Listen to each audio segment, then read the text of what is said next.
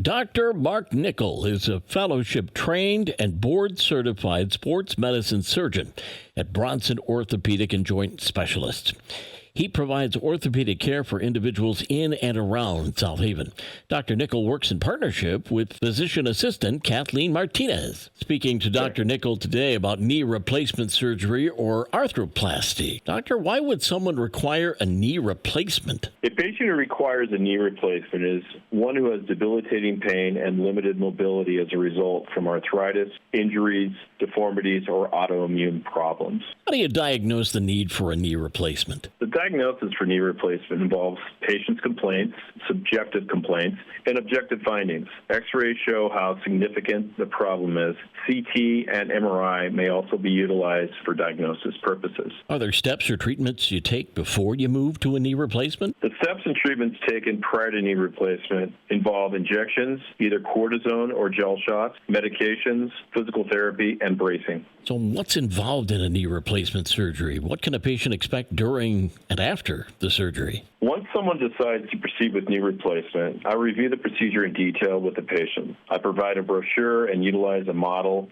on the technique I utilize. A CT scan is ordered preoperatively to determine size, position, and alignment of the implant. By doing this, we're eliminating 22 steps that a traditional knee replacement employs. It's faster, safer, less invasive, with quicker recovery. The procedure is performed either under general or spinal anesthesia. Patients also receive a block before surgery for post-op pain control.